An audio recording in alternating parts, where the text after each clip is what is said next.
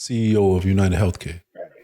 And I'm just getting kind of the details recently. I mean, but I haven't really been following the last few days since they caught him. I just saw, when it started, but then once they caught him, and people were just having a little commentary on that. So I'm just catching little pieces on that, but interesting things that people have to say. Yeah, it's been a very interesting take on a very obvious murder.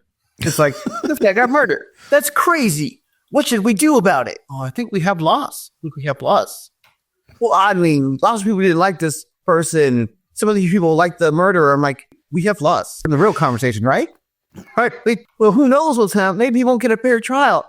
Maybe it's Maybelline. Like what? We're saying a lot of things, but we're not. Like, we're dancing around a lot of stuff, but we're not even approaching justice. And I think it's fine to have the conversation of, there was a reason for this guy. He was motivated. I'm like, yes. And his motivations were maybe based in some sort of actual real problem that we have to address. I'm like, fair. It's bringing light to a real issue. We should certainly talk about that over here. I'm open to having both of these discussions. But, I don't know a nice way to say, hey, treat murderers the same and like address it. But also, hey, healthcare is broken. We should try to fix that. I'm like, yeah, that's fine. That would be fine too. Both of these things are true. Neither one of these things should eclipse the other, but we really shouldn't conflate the two. It's not things are broken over here, so it's okay to murder over here too. Like, no, it's not. It's not all right. I still think we should honor basic laws. This is one of these real basic laws. Like, we have to all agree, like, hey, I agree, bad things happen, but we don't respond with more bad things. That's not giving us the good thing. Yeah, I mean, following on your point, like, I'm not even having a conversation with somebody that's talking about murder. There you go. I'm not, there is no but with me. What this thing had, I don't even care. Because the whole point, the whole idea of calling it a murder already takes but what about this thing off the table? Like, if it was something else, if it was like an accident or it could be, something like that, then maybe, maybe a lapse in judgment or something. Mm-hmm. No, this is execution. He's gunning down people in the street. Just one person so far, but still, that is not okay. And I understand the fact that there are multiple other feelings involved, but like the actual data from the situation is he gunned down a person in the street and was caught. It's open and shut. Now we should address that and give that the respect it deserves. Then we should come over here and say there are problems that could have influenced this. I'm like, hey, these problems could have influenced that. That's fine. So anyway, it's crazy how every day I don't get that exact conversation happening. I just, that rarely, if ever, happens. And I don't know why. I don't even know what to say when I hear not that happening. I'm like, I can't give credence to people's feelings. But I think it's simple for me because I think people play the fence too much. Everybody always wants to play this. Well, I don't know. We can say, well, that is true. Healthcare could be broken. As soon as you see, it's not even that you see in the point. As soon as you include that in your calculation within, assessing the right or wrongness of this action, then you've already undercut yourself. So that's why you have to have strong leaders. For me, in my opinion, because the strong leaders like, look, I don't even care about healthcare right now. You know what I'm saying? This is not about healthcare. This is about somebody who shot somebody, Right. And look, you can make the argument that's not me, even though that seems to be a very difficult argument to make right now. But right, that was hilarious. Who knows? They don't even have evidence. I haven't even seen the evidence. There may not even be that guy. I mean, look, I don't like to convict people with public opinion. I might have and look, I may think that the guy is guilty. I'm a person who I've seen court cases like on TV where I thought the person was guilty, but I didn't think the state made their case. And so I'm thinking that you should say not guilty because Right. the state has the burden of proof. Yeah, it has to have the burden of proof or whatever. Yeah, it holds the burden of proof. So besides that, once again, just to get back to your point, is that you say, why are we having these conversations? Because I'm coming off the conversation I'm hearing on the news just now with people. They bring in the healthcare. Well, this is Chris Cuomo. He brings in the healthcare conversation, which we already just discussed. It's not necessarily that it's ridiculous. It's just, to me, what's the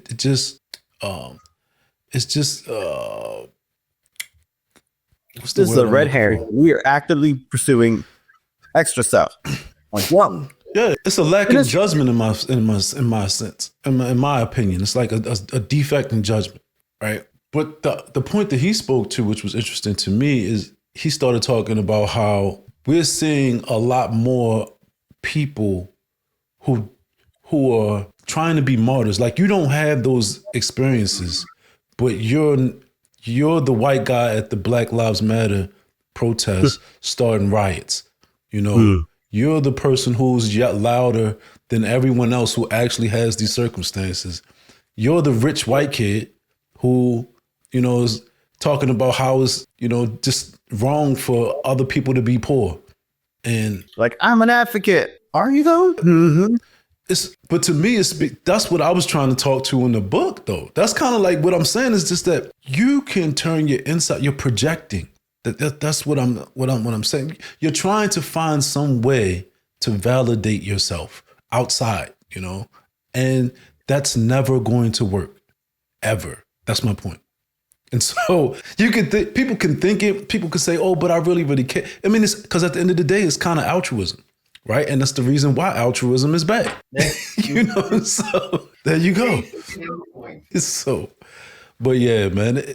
I gotta digest a little bit more of it because I haven't had all of the details. I know my mother filled me in. She was like, yeah, his family owns a lot of property in Maryland, and he's might be from Maryland or something. I don't really know, but it sounds like his parents was in California, rich off of the nursing homes or something like that. And yeah, whatever. I mean, look, I don't have no sympathy for him. I do think it's crazy. One of the things I saw on the Cuomo show is that they brought up this woman who had the audacity to come on television or go on Piers Morgan and say, oh yeah, you know, I have no empathy for this guy that got killed. Actually, I could celebrate. I felt some kind of joy for it. It's like, and then he was questioning that. And then, but people were like, I'm so shocked that somebody would say that. And it's like, no, you don't hold any firm grounds or any basis. Why would they not say this? Like some people. You know, Some people, right? Because people have demonstrated that their morals are whims. They're like, these aren't principles. They're not. Or the principle they live by is kindness. And if they find something that violates that kindness, then they're like, anything is justifiable now. Like, I don't think it is. No, it's crazy. And it's actually crazy. But this is what happens when you let I mean, I guess part of it is, this is entertainment television. A lot of the opinions that we see is really just people on the news and people in entertainment. Hopefully, this doesn't spill into the actual criminal justice system. You know, they could just be like, look, people say crazy things on the TV and the internet. This is not what we do here. We actually prosecute cases. Exactly. That was the court of public opinion, but that's not a real court. Right. We have degrees here, and we actually are held to the law. So we're going to do law now. You had a law, you broke a law. Right. Let's talk about that. Here's some evidence. Here's some let's do some back and forth. Right. But that's, to me, shows why like judge appointments are so important, you know? Yes. Because there are people there are judges who say dumb things, and they could do dumb things. And I mean, look, and a few dumb things, I'm okay with that because people make mistakes, you know? Right. But if your agenda is dumb things, like, no, we do dumb things. This is what we do. Right. What we do. We about that, like, yeah. Oh, I don't want you to be about this. Like, I disagree with it on principle. Go ahead, man. principle, we don't have those. That's the thing I disagree with. It's that part where you don't have the principles. Not good ones, not right ones, sometimes not any of them. Yeah. But to me, to make the conversation as simple helps, because we start getting into the, well, it was a Tuesday, it was at 2:00 and it's 3 and it's windy outside, because who knows when it's windy, and then sometimes it rains, and then you get down this rabbit hole of, what are we talking about again? Like, what? And if you can say, yo, you unprincipled person, and I don't rock with you like that. It simplifies the conversation. People won't lose, contact with that. Look, I say what I had to say. I stand on principle. This is the business.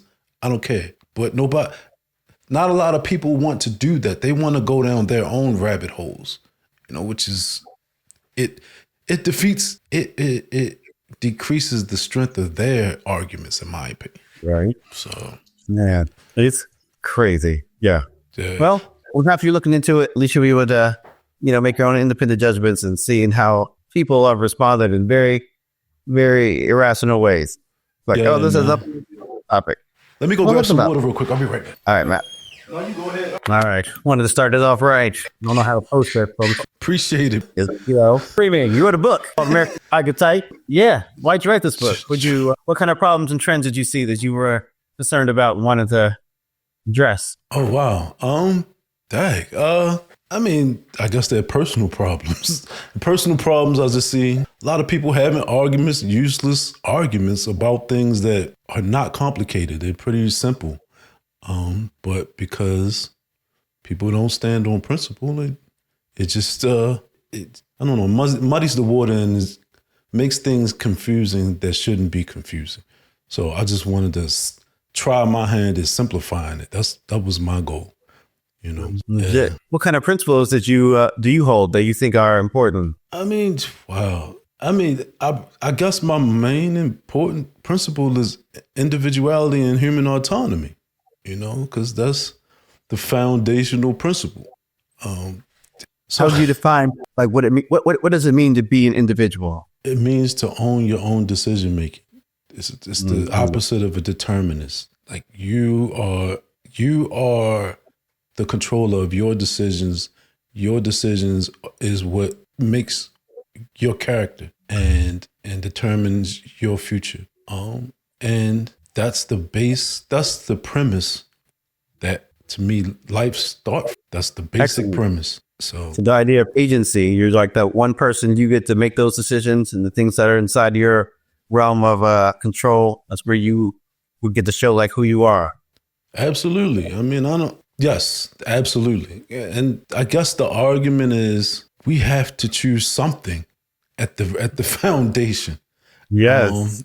And I got into a conversation with this dude on internet, I guess it was Facebook. And, it was like, well, what evidence do you have? What data, what empirical data do you have that individualism is less than it used to be, or how do we measure this? And I'm saying, you don't need empirical evidence for this principle. It's not something that we can find in reality that says, oh, this is right. It's a principle that we adopt. That's why I say it's the first fundamental choice.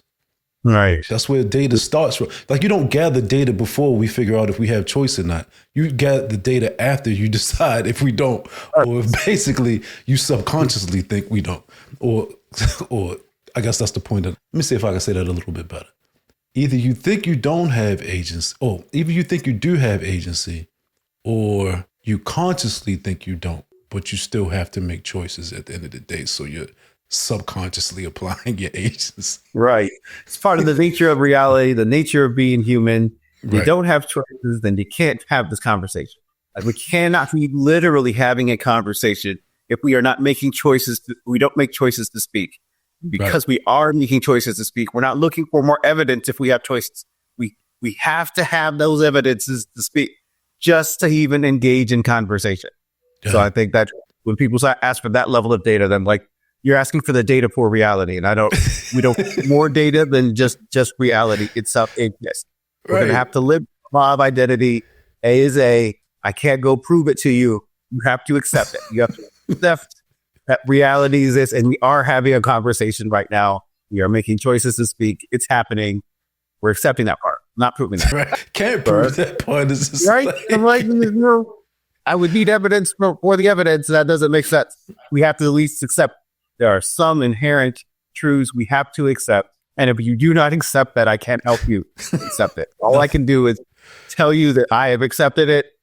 You have to accept it if you want to have this, if you want to be rational. I mean, you don't have to be rational. You have the opportunity to do those things. True indeed, man. All right. So how does being an individual or authenticity compare with the idea of selfishness? I mean, so I guess initially selfishness is not inherently negative, right? Right. So I don't think that there's a distinction. Well, I think you're right, though.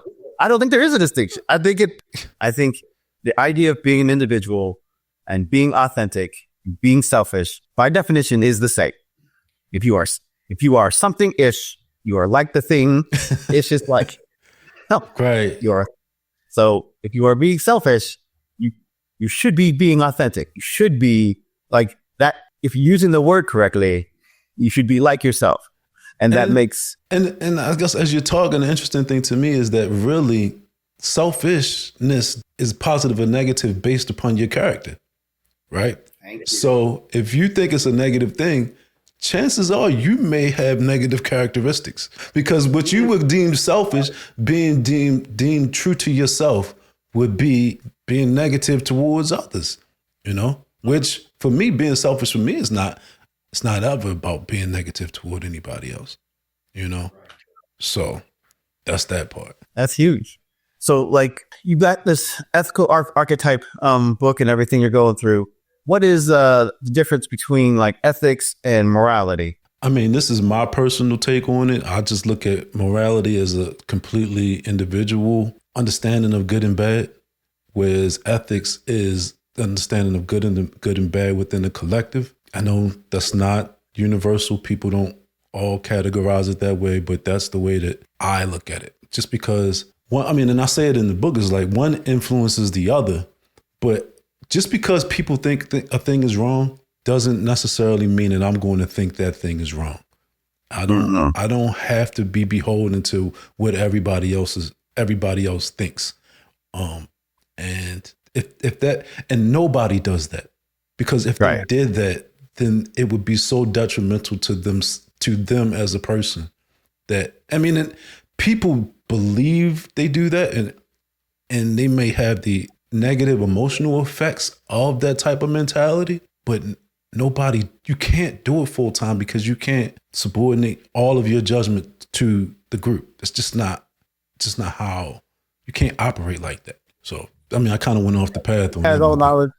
Can't all know everything that from every other person. All we can do is speak from our perspective. And that's what you seem like you've done in this book. From your perspective, morality is with the individual, ethics is with the group. Yeah. And that's a cool distinction. So America's ethical archetype is just how the group relates, or how the group all comes together. What do you think? Like, how would you define that title?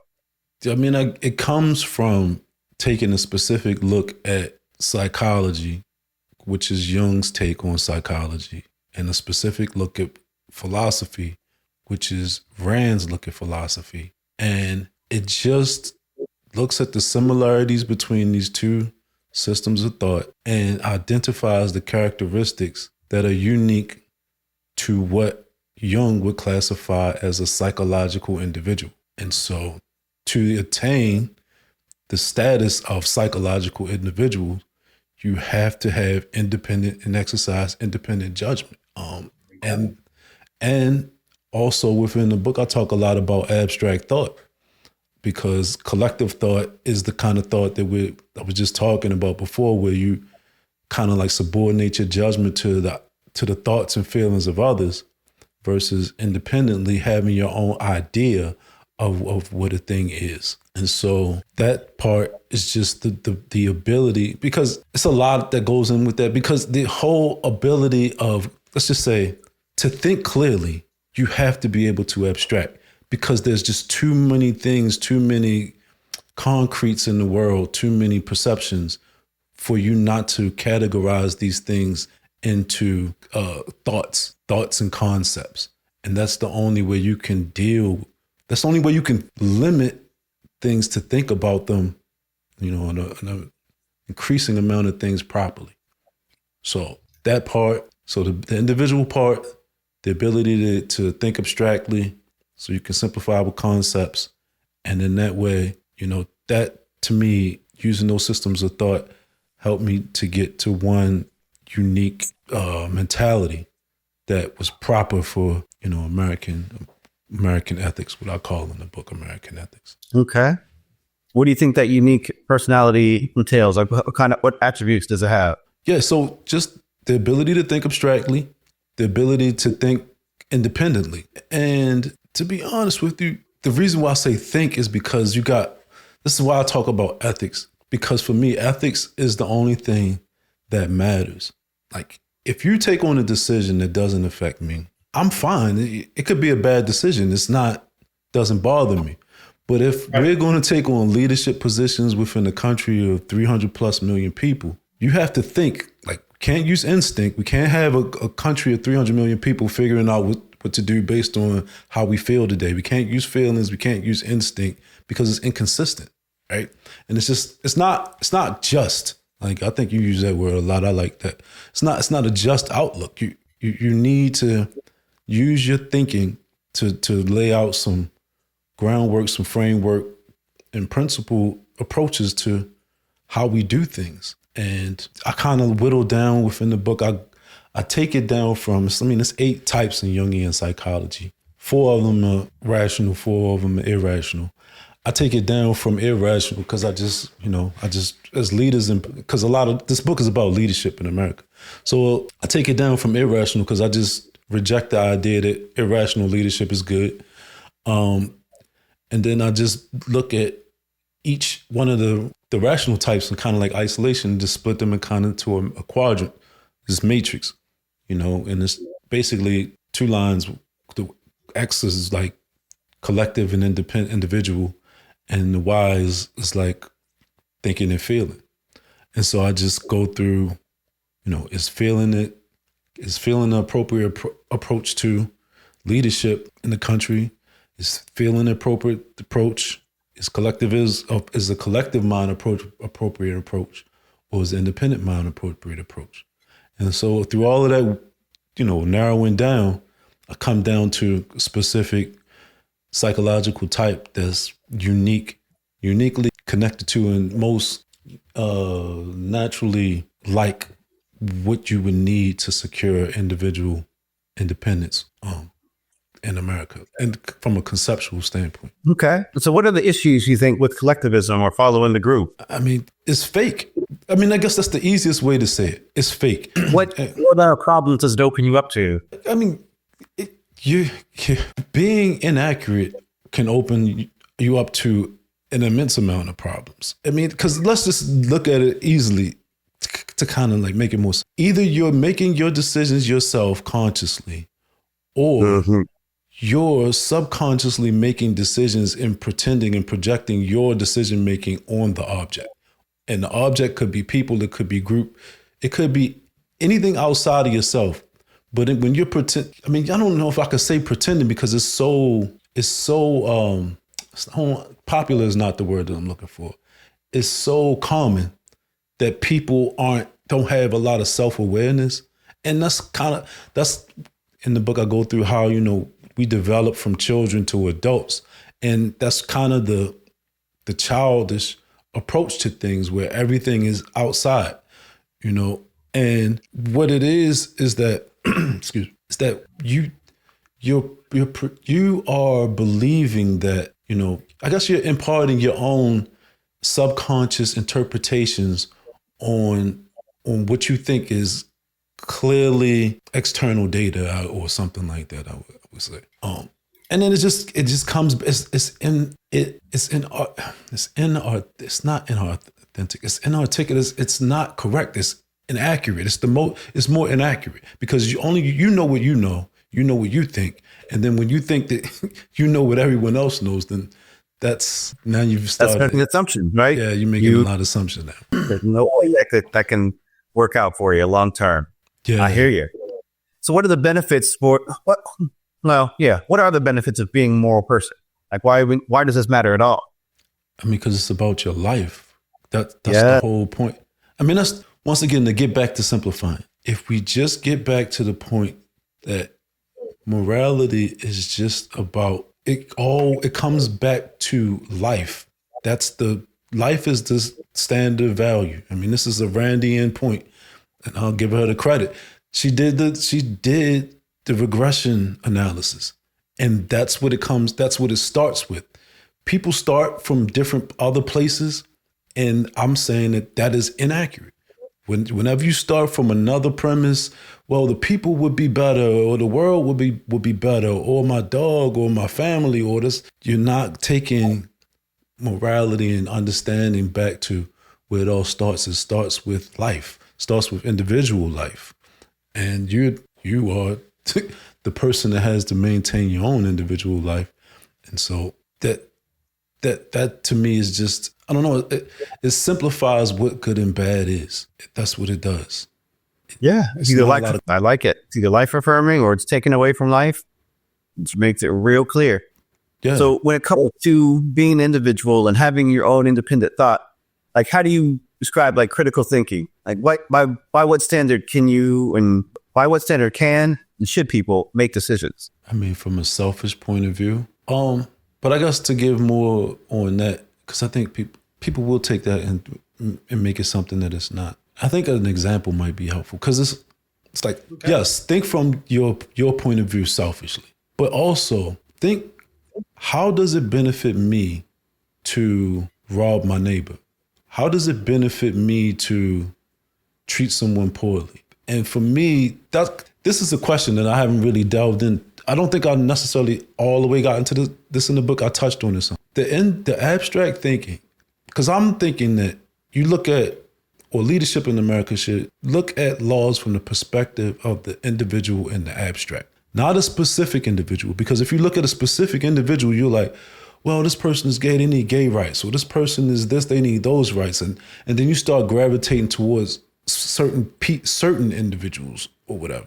But when you look at the individual in the abstract, then I see you as I see myself, in a sense, right? Doesn't mean I'm going to be making decisions for you. It just means that I understand what's bad for you through the eyes of what's bad for me. Right. You know? There's a principle here. It's not just a one-off case. Yeah. So that's what I mean. That's what I'm saying about, when people think selfishly, it's like, well, you can just rob this person and take their money and then you'll be fine. That would be selfish. It's like, but what about when somebody robs you?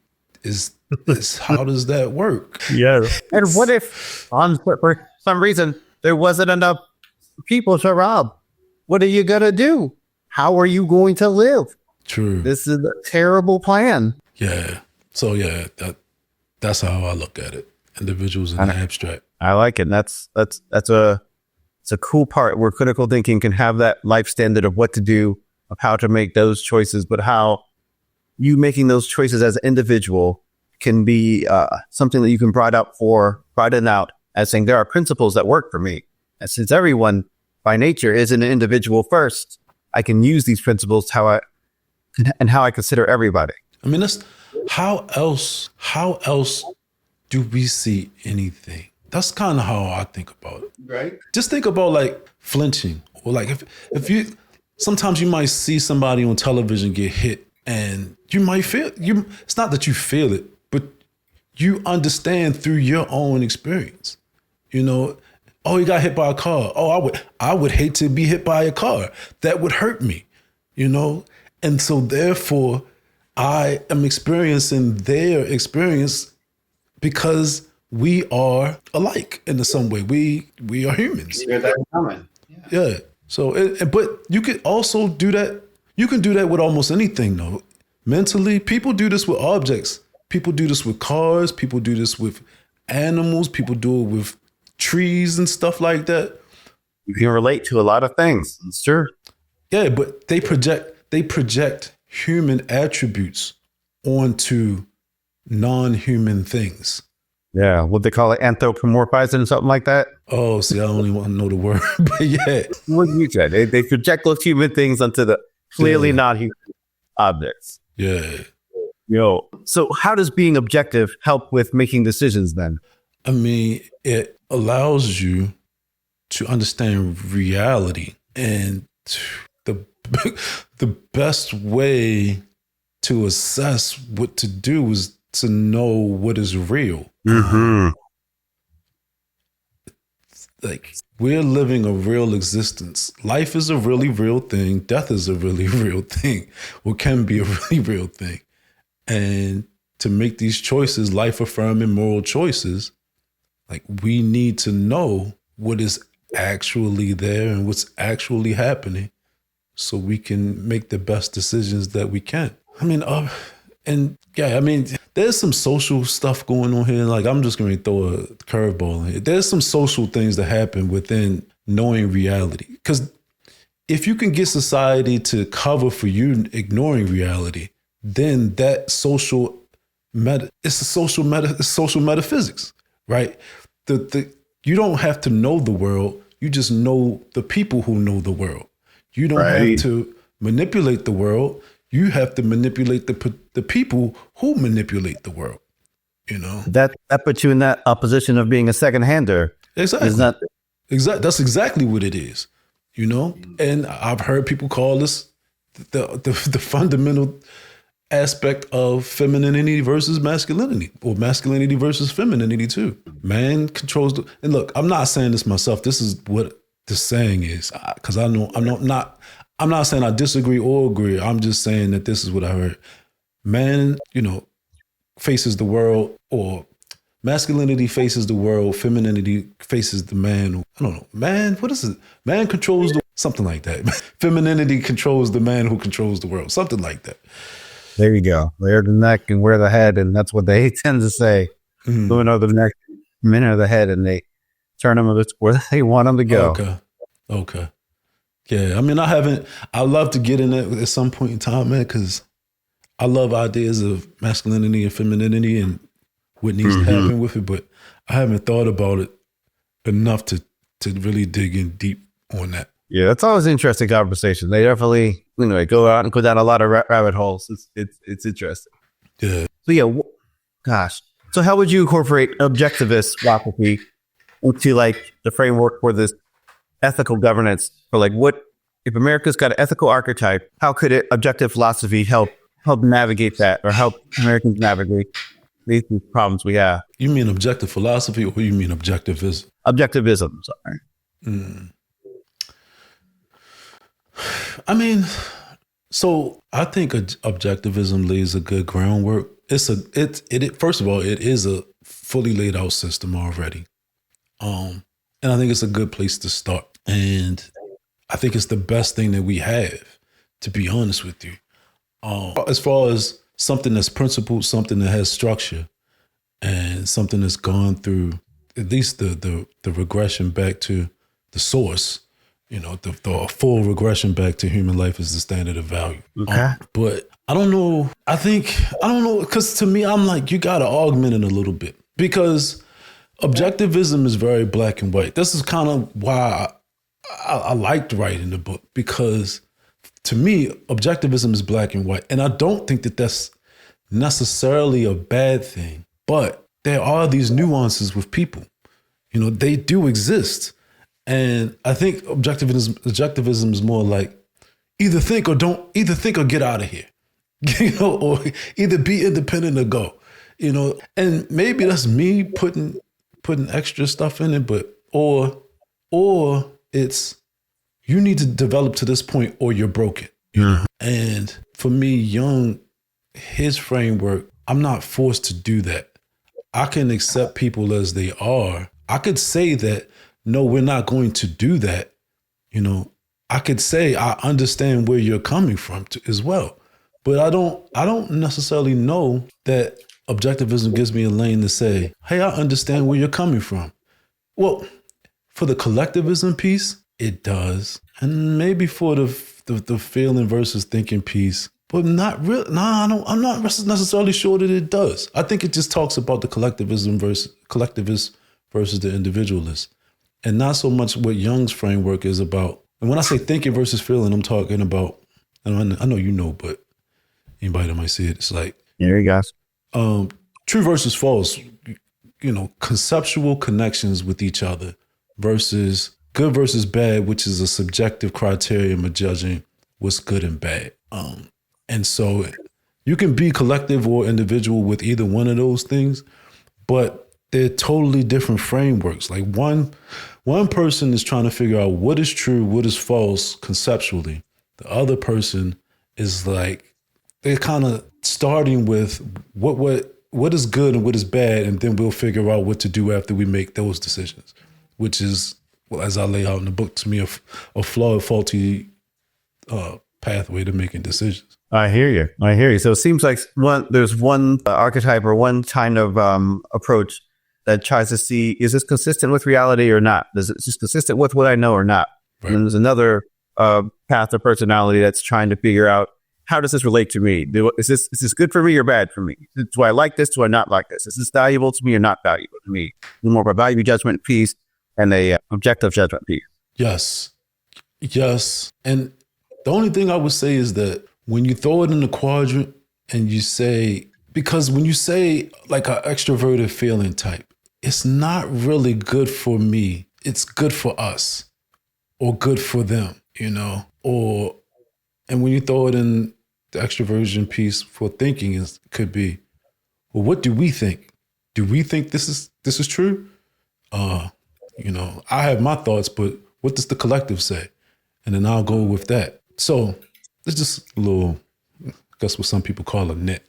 You know what I'm saying? So, right. I mean, that makes a huge difference. Like, I think like Dr. Jung really had a lot of focus there on whether or not the piece that you're focusing on was either going to be inherent to yourself or directed outward toward everyone around you or everything around you.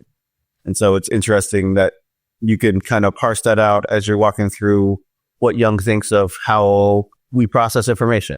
Yeah, that was helpful. And I had my own thoughts on Jung's development cycle too, but yeah, it's helpful. Yeah, I love that part of the book. That's one of my favorite things, is how you go breaking down how each type would approach a problem or look at a situation and then make decisions based off of their values that way. It's really hard for me to get out of my own head and see things from another person's perspective when I haven't had their experiences. I mean, that's true. Yeah. I mean, but that's difficult for all of us, right? It's but this is what good tools are for, in my opinion. So to me, when you get young, and these are tools, both systems of thought here are tools. I think that they're great tools. This is why I wanted to write about them together. I think combining them actually shines a lot of light on things. I think it really is a comprehensive look when you bring these tools together. Yes, but they just also, especially young, just helps you understand, like, because you asked, like, I think the first question that you asked me is like, well, what motivated me? And it's what motivated me to write it. And it's just the frustration of seeing people talk past each other over and over and over again. It's like, you have no clue what that person cares about. And you all don't care what each other care about. And so why are we having this discussion? What is this for? But you were able to see that. You're like, we could facilitate a much more empathetic understanding of one another, have context for this conversation. You don't have to talk about hash anymore. And that's a trend you saw occurring over and over, to where you were like, this could be done differently. Let's help. Oh, I mean, of course. Yeah, man. It's because it's frustrating to me. It's super frustrating to me. And them too. They don't even know why they're having this problem. This is true. And I don't know that my answer I don't know that my answer is going to make them that much happier. The conclusion that I come to in the book. But the other thing I was trying to combat was just the angst that some people have. It's the Howard Reardon, it's the Hank Reardon angst that I was trying to speak to. It's like, stop having this angst. You have principles that you adhere to. Apply those principles. Move on. Stop having the angst. So, but that's kind of combining another piece in there, but yeah. That's a cool trend to be able to notice, identify, label, and then effectively come up with a solution for, because that's not something that everybody, I think, picks up on. So it was cool to be able to have that idea and then be able to see you work that out and walk that out in a way that was, just evident throughout the writing. It's just, these are the tools. It's cool to do it through Young's way. It's cool to see what benefits that Rand brings in, so that there are ways to navigate our more ethical behavior. I think so, man. Here's the thing, though, Josh. I can advocate ethical behavior, true, but this is top down. This is, and I mean, I don't want to, muddy the point, or I want to be very clear about this. Is top down. This is leadership down, and this is when I'm talking about ethical archetype. I'm talking about what kind of character, what kind of principles should a leader have, and. Right. And ethical behavior from all is something that we just not going to be able to guarantee that. That's not something that's going to happen. But the point of it is a position from a leadership position. I am advocating for people to apply a principle stance. That's just the point. Stand on business, and apply your principle stance. And people might not be happy, but it is what it is. And so, how can the leaders promote individual autonomy more effectively? And what kind of rewards and demands can they set up to effectively encourage things in the system? Well, what would you like to see them do, I guess? I mean, it's a word that I'm trying to think about. It's called hair splitting. It's like, man, I need another word to apply it to. I just want bold, iron fist judgment. I want someone who is clear. I try to advocate for clear understanding. And I think, let me take a step back. Let me give a quick story. So when I went to Ocon in like 2023 in Miami, and I was talking, I'm just talking to all different people, and sat down and talked to this young woman. I think she's from Ohio, whatever, Detroit, Michigan, something like that. And I was explaining to her the book, because the book was in the early stages. It wasn't even what it is now back then. And I was just saying that, I'm not really saying anything new in this book. I'm just applying these two systems of thought to bring some clarity. And she was just saying like, oh, but that's what some people need. Like if you may not be saying anything new, but the way that you say it may help people understand. And so the point that I'm trying to make is that I think if you were to give people a clear definition and understanding of how to stand on principles and what principles to stand on, it would clear up and help relieve some of the angst, some of that indecisiveness that they have, because they're like, are my principles truly right? Are they really real? Are they mystical? Or is it just something that I believe because I was raised to believe this thing? I want to clear up all of that so they can say, nah, we're pushing the button. Boom. You transgress these boundaries. These are the principles that we operate on.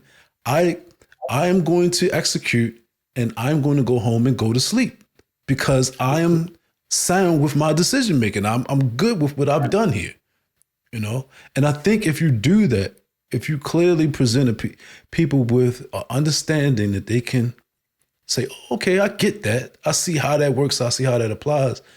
Then some of the things that they were having trepidation over will resolve themselves and will result in better leadership from the beginning, just by having a full understanding of principles. I love that. You just have the leaders actively have the right principles, demonstrate the right principles, and model that kind of behavior. That's why it works from the top down, that this is the way it works, this is the way we're doing, this is what we're doing.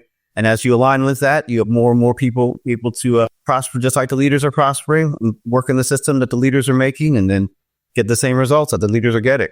That's a cool way to point people in the right direction. I mean, I hope so, man. I don't want it to be. So here's the thing, right? I think this is a force. This is what part of it is why, to me, it's kind of America's ethical archetype. This is not for everybody. Political public leadership, good political public leadership, is not for everybody. Because of what kind of demands does it place on you? Because, well, I don't know if I would say that the demands that it places on you. I guess, What do we want out of our leaders? I mean, Or what do you want out of our leaders? What do you think would be a good standard to have? so I'm thinking about this, right? And I'm not going in that direction. I'm really thinking about economic or business leaders versus political government leaders. And I'm not saying that you have to forego success in business for this type of leadership, but it's a completely different mindset, in my opinion, right? And I lay that out in the book, and I think I probably laid it out better than I can explain it right now, but I could try. It's just that I don't, and I kind of do this contrast between what I call a macro-minded and a micro-minded person, or micro-minded leadership, right? And to me, micro-minded to me is like the leader of a family or the leader of a company. And it's like, yeah, we're in a culture, we're in a society, but we are here to take care of us. Micro-minded is like gang mentality or tribe mentality, those things like that. And to me, proper leadership in America can't be beholden to any tribes. That's my point.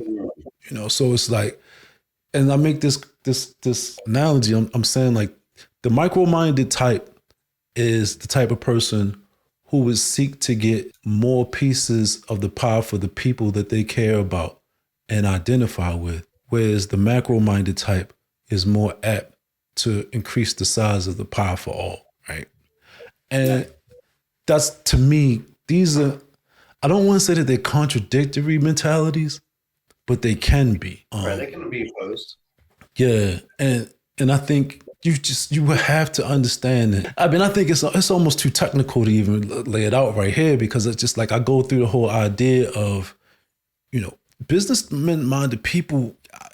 Do they think in abstract? I don't know. I'm not. I mean, the greatest business-minded people. I think this is something that I just have to have.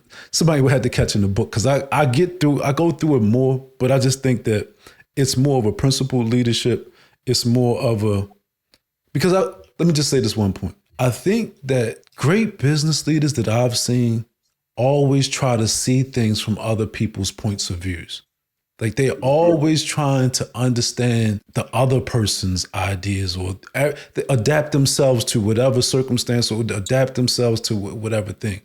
And proper leadership in America, if you are for individuals, that's not what you're doing. You're not adapting to the new thing. You're not adapting to people's tastes. You're not doing a populist approach. You're saying, no, individuality and human autonomy is the thing that we're doing. That's the principle. That's it. But wait, some people have a communist approach. How do you feel about that? I don't. This is what we're doing. And so that's a long-winded way to just say that I think that these mentalities are kind of different. That's fair. Yeah. Definitely very different, and have their limits, and everything has their pros and cons. Everything has trade-offs, and it's helpful to find something that is appropriate for what you're doing and how it's actually getting to where you want to go. But in America, I think where we want to go is having more ethical behavior, people living by a principle that defends individual rights that can be applied to all individuals, and have those individuals work together to reach collective goals. Because I want to find as many people as we can to maximize their strengths. We can bring these strengths together to overcome these obstacles, because there's no reason to try to do every single thing and every single job ourselves individually. No, but I just want you to be able to make the choices for your life. That's kind of just my thing. Like I don't know what you're going to do with it.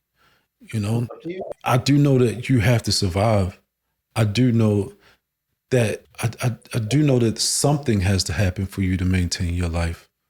I do know that you have to eat. And so either you're going to think and devise plans and ways to, operate within society that, use resources, allocate resources to create more than what we started with, or to provide value to others. Or you might just be a person who tries to take, and just, that's the way you want to survive. But I guess I just never want to start from the position of, that's why I'm not saying like, I don't know if I would say that this is advocating ethical behavior. I mean, I guess I do want to advocate ethical behavior, of course, but I just don't. I think ethical behavior is a byproduct of having a moral premise. I don't think that it's like, hey, look at these things that we've studied and figured out that this is ethical behaviors. I think it starts from that. Hey, what is morality? Morality is the, life preserving thing. Oh, how do you do that? Oh, you have to think independently for self, or, have the ability to determine your own future. Okay, well, I'll just take this morality and apply it to ethics and then just use that as a principle. Like, I don't really need any justification for that. That's my mentality, Yeah. Yeah. This is the principle. It works for people. I'm a person. You're a person. Therefore, it works for both of us. All right. Let us work. Right. Exactly. So that's where I go. Because I feel like a lot of people fall into the trap of, even if it's for good, well, this will help everybody do X, Y, Z. And to me, it's not a flaw, but that to me is the business mentality. Oh, what is the empirical evidence? What is the data? How can we get the collective to, and I'm not saying like a collectivism, I'm just saying, how can we get the group? How does this fix the group? How does this do this, that, and the other? That's good. That's a good thing. That's not necessarily what I'm thinking about when I'm thinking about good ethical leadership. It's not about, because then you start going into the other thing. That's what I mean. The other is AKA the group. Collectivism. I believe it. Yeah, I think that's key. It's a smart thing. It's a cool approach, and it's great to be able to walk these concepts out in a real way throughout the book. That's really key. Man, that was the goal. Okay. This is an interesting question. I want to bring it back because I wanted to kind of get your thoughts about it again. Like, okay. How would you define the relationship between consciousness or awareness and moral authority? I don't know if you needed to define moral authority, so I understand this question better, but it was just like, there's something here. I wanted to get that idea of why are these things important, and what is the relationship between awareness and then this moral authority? In my mind, one led to the other, but I don't know. That was where I kind of started mind blanking. I mean, I think that's kind of right. I mean, so if we accept, because I think we had to do an acceptance here. If we accept that what's moral is life affirming and life extending and life giving, right? And we accept that what's moral is, it's only related to choice. Morality is only related to choice. Right. So if we accept that consciousness is the only way that you can make choice, and so that establishes the moral part. Okay. In my mind. That's like the consciousness is the precondition to having a moral portion and moral authority. I mean, you have to be aware of what morality is and then what authority it gives you. Yeah. I mean, yes, but I think we still got a couple more steps to go for the authority piece. But yes, I think you're right. If morality is about the way you use your judgment, then you're going to need consciousness, and these things are intrinsically linked. Like that. Actually, maybe if I say it like this: is there any morality without consciousness? No. So there we go. But the authority piece is taking one thing leading to the other. So I'm agreeing with you. Taking that from the infantile state and progressing it through your life, which I would call moral authority, your morality, whatever. But then to me, I guess when I'm saying the moral authority, I'm saying that, okay, progress that, take that same thing and take it up to ethics and apply it there.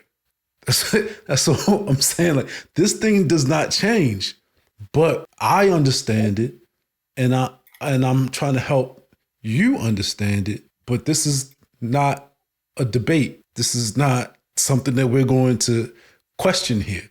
You could say, but no, I want to be a collectivist. I want to be a socialist. That's great. They have countries for that. You should go there. It's not what we do in America. But yes, there are people like that. You're right. Yes. So just to take that stance and to not be bashful about it, not to have any angst. That's my word of the day, I guess. Any angst about applying these principles and stop questioning it. And I guess I'm gonna throw an extra. This is like almost not related, but kind of related. And this is a little bit why I talk about religion in the book, kind of a little bit. Because one of the knocks people have about religion is that, well, there's no empirical evidence for this stuff. Guess what? There's no empirical evidence to prove we should have human autonomy. There's nothing that's telling us this. This is something that we choose. And if you want evidence on this, I think we said this earlier, it's like a robot trying to ask, how does humanity work? You're a robot. You don't understand where it starts from. This is the whole point, So I didn't want to muddy the water with that, but that's just, I think just people think like, but what is the proof of this? How does he know? How does anybody know? We don't need to know. We're adopting judgment as the basis. This is it. But the more we use a thing, the more evidence we will have that, oh, this is how this thing works. And this thing does work. If you're like, how could we know? We use it. We try. We have to go get the evidence. You don't have to start with all the knowledge. You do have to start, and you will gain knowledge. I mean, okay, I guess for just in trying to have a good conversation. Well, we're not even having a bad conversation, but to kind of like poke that a little bit. You say, well, how do we know? But to me, knowledge is all about life, right? And so if we don't know what we're trying to know something about, then we definitely can't know, because we don't know what we're trying to know about. That's my problem with it. Right. We definitely don't have awareness of everything. All we have is awareness of a need or a problem or whatever's right in front of us. And we can use the evidence we have, meaning the information we do know about, to keep moving in a certain direction to find out about the things we don't know about. But there are multiple things that we don't even know we don't know yet. And so I cannot be referring to those things because I don't know what they are. But I can only refer to the things like, hey, we have the opportunity to make a new choice and make a decision that's going to help. Like, I have a current problem. I can take the next step toward solving that current problem by finding out more about it. But see, what I'm saying, Josh, is that what is a problem if we're not talking about a life? What is a problem if it's not related to a life? Like, the problem of what? Does my TV screen have a problem? Does it need to be fixed? And if it has a problem, whose problem is it? Is it the screen's problem? Because I don't think screens have problems. I may have a problem with the screen. So, but that's what I mean about people's. And I'm trying to use this as an example of how easily we could just project out things having issues. No, it's our issue with the thing that's having an issue. That's what it is. Either our issue or the group's issue or something like that. Or whatever you identify with, I guess, which is subconsciously you at the end of the day. Yeah. We are the individual, or I am the individual with the problem that is looking to find that solution. Yeah, I thought that was important. Nice. Legit. Cool. I don't have a whole lot of new questions. That's pretty much. I mean, there are many, many things that he already asked that you already answered that I'm like, I can repeat them, but you already answered. I mean, no, because I didn't really know what was coming up just now, but I do remember that question because I thought that question caught me off guard a little bit. But I'm glad that you brought it up because I don't feel like I answered it that well when I was talking to him. There were a lot of things that happened in that conversation that it was interesting that he really gave you a fair shake and he simply tried to find some common ground. But I also think like the way he started the show. So I'm moving into my evaluation of what happened. Like, okay. I think the way he started the show was very aggressive, biased, unhelpful. I'm like, if we're looking for common ground, you can't start off, here's my persuasive argument about why I'm right. Like, this is not the common ground part. I hear you though. You have an opinion.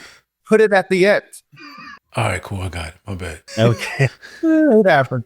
Oh yeah. I think it was really cool that he kept trying to find ways to find the common ground. He's like, we're both people. We both have needs. We both have issues.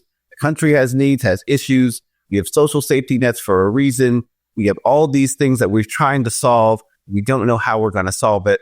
What are the options about solving? I thought that was great when the problem wasn't when we said it's not Democrats that are the issue, it's not Republicans that are the issue, it's not left, it's not right, it's people. We are people, and we have a problem. Us people trying to focus on the problem.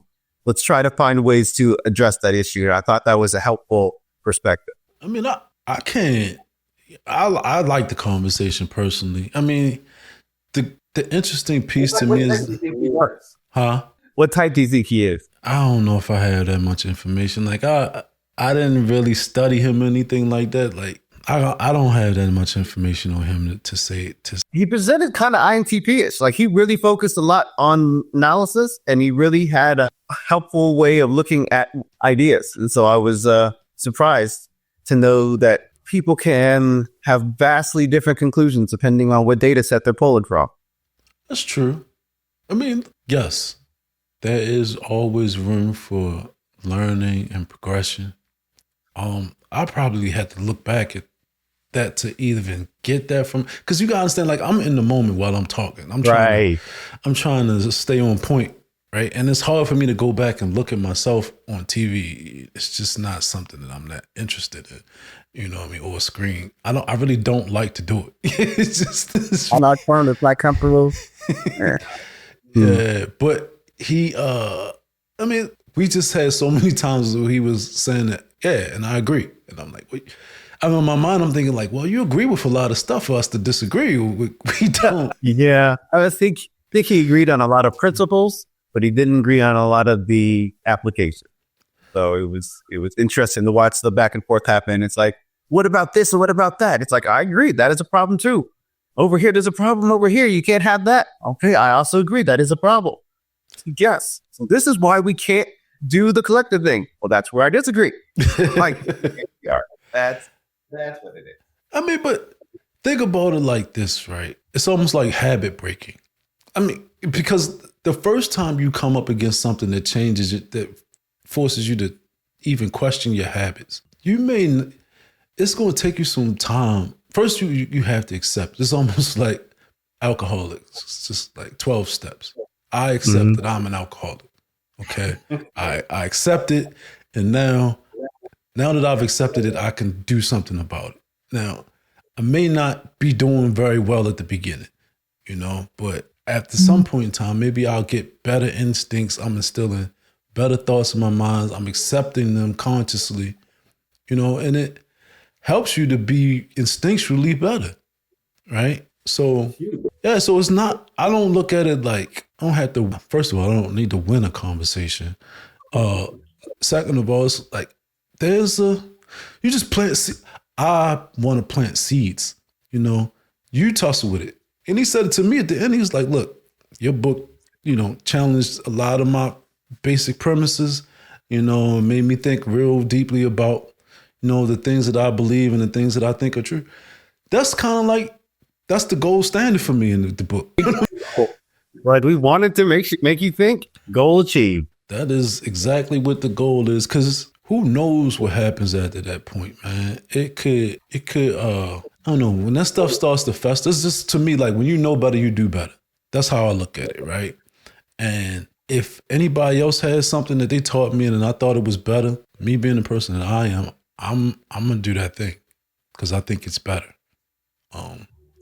So, and I'm just gonna have confidence in what I'm saying until I find somebody that's saying something that I think is better. But I guess better it deserves a context too, because there are things that are better within different contexts in my mind. But in the specific context that I try to speak to, I'm confident in what I'm presenting and just trying to have that be, you know, a good presentation of ideas. And I think it's better than most of, if not, I mean, it's a lot better than a lot of the things that I've seen. You're just huge. I mean, it's great to have that context of what we're doing, how we're doing it, and then the goal. We can have that mutual goal, then we have a lot of room that we can grow. Like there's so many cool opportunities that happen once you have that clarity. Yeah. Look, man, wisdom takes a lifetime. Wisdom takes a while, you know. Because to me, I don't know. If wisdom comes too early, that means that you might have took it on faith and didn't necessarily, go through not to say you have to fail, but you got to wrestle with the ideas yourself. You can't just say, this person told me to do this and now I'm wise because I do what everybody tells me. Like, to me, it's not really wise. Plausible. You learn something. So that's good. Yeah. But you aren't there yet. You don't know why you're doing it. You definitely can't fix. If things change, you don't know how to pivot because there's no principle yet. You're just like, I found a tactic. I'm like, okay. Yep. When you get to a strategy, you let me know. But you aren't there yet. Yeah. And to kind of go back, now that I'm thinking about it, to one of the questions you had, like the inspiration for the book. Like, I think one of the major inspirations that got me through the whole thing was my thoughts about the workforce and economics in America. Because I'm dealing with a lot of bad thinking and it affects me directly. And I don't like it.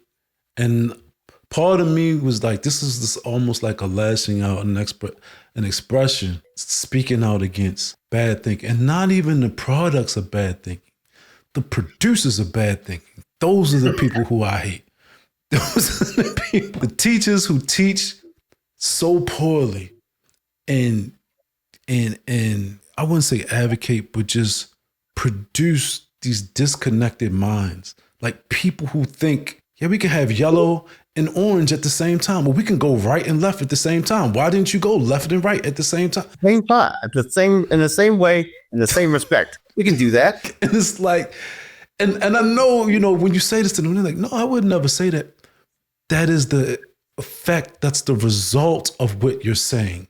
You are actively disconnected. You're just disjointed.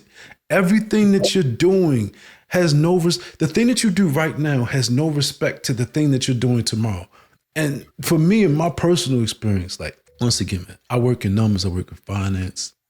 Finance is conceptually is kind of, I wouldn't say boring. It is kind of standard in many ways, especially whenever you get to a certain place and you're doing the same thing over and over periodically.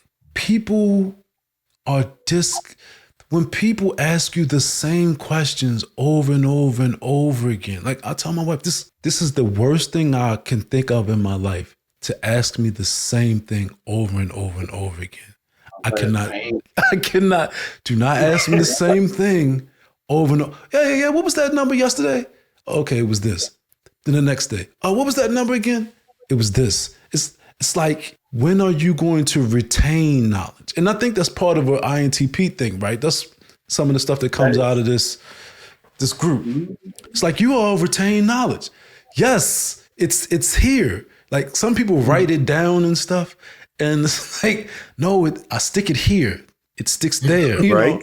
But at the same time, on purpose. I don't want to ever forget this thing again. Right. Oh. But even with that though, when I say it sticks here, I don't stick the number here.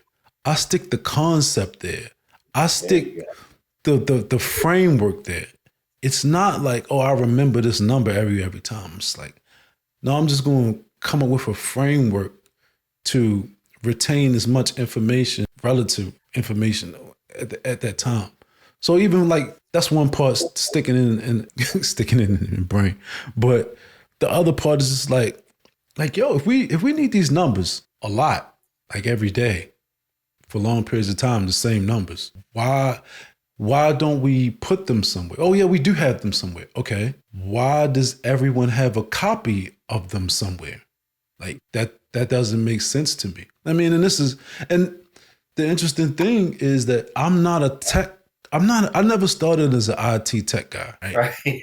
I didn't go to school for tech. I didn't go to school for databases, IT, anything like that.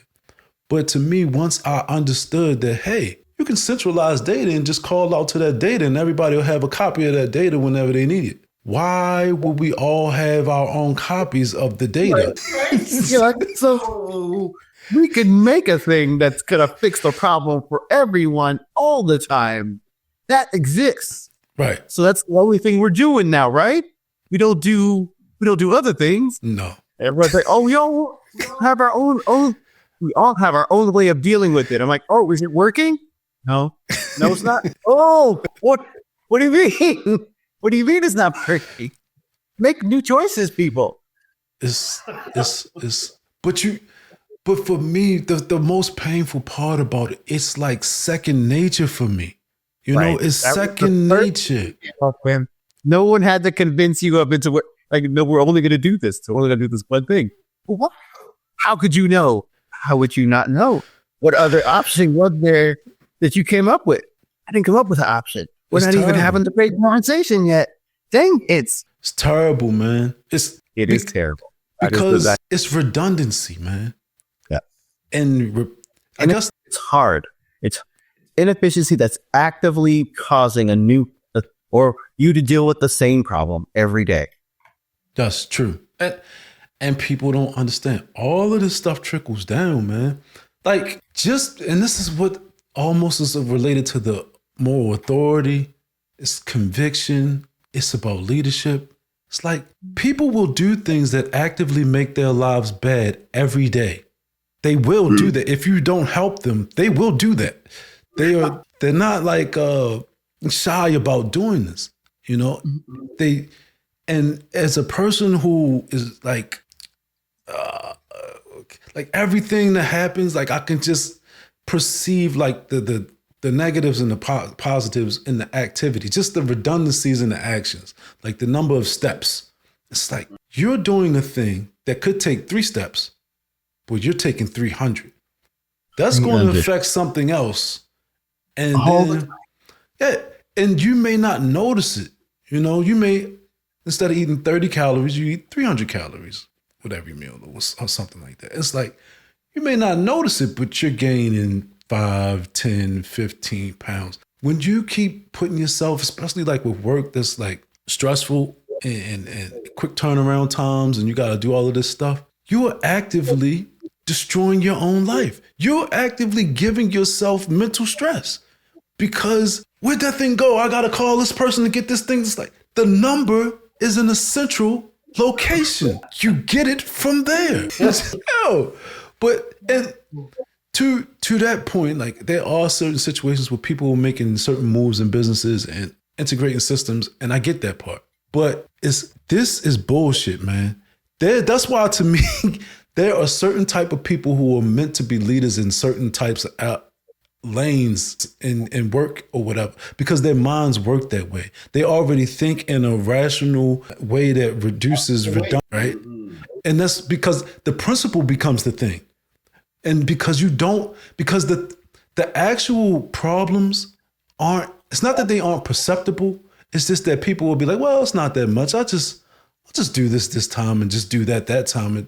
And when you start turning up the velocity on these things, then the person who always thought that they could take shortcuts, they're like, well, why is this happening? And why is that happening? Because you have no principles. Because you don't put together full mental frameworks, because you don't put the whole picture together. You don't do the right thing for the right thing's sake. Right? But you don't do the right thing from the beginning. You didn't understand what was happening. You didn't reflect on what was going on. You didn't analyze and get an analysis to figure out what the real issue was. You didn't build a whole framework to say, this happened for a reason. Let's understand that reason. And then you didn't problem to say, let's take care of that reason so it doesn't happen tomorrow. Yeah. But the problem is, I don't even think that they think that world exists. I'm certain most of them are not even aware that the world even exists. And when you try to have the conversation about there are other ways to do the thing that you're talking about to address the issue, people say, what issue? And I don't know where. It's hard at that point in time to maintain a semblance of patience because they have refused to even acknowledge that there is a problem. I'm like, y'all, you came to me because you had a problem. You knew, number one, there's a problem. Number two, I've solved the problem. And number three, now that I'm here and willing to help, you are refusing to go through any of the steps I went through. That's what I mean, that's crazy. That to me is disrespectful. And it that, is. like, It yes. is. But that's what being a change agent is about, though. It's like you have to go through these things. Like that's No. a lot of what I've done is transformations, like technical transformations. And these are grassroots things. These are simple fixes. Not even like I don't even think about them at the beginning. They just throughout my career, this is kind of what happened. But it's always pushback. It's always, well, why are we doing this new thing? And it's all you got to be able to push through that. And I kind of wrote about that in the book too. Leaders have to have courage and Right. intelligence, right? Because people push back, but they still want the stuff, So People you all got to be result- able to say, look, you're going to get the stuff. I don't want to say shut up because shut up is not the word, but just, I don't know, articulate your complaints better so we can actually do something with them. But I'll give you like one of the statements that I hear from certain people.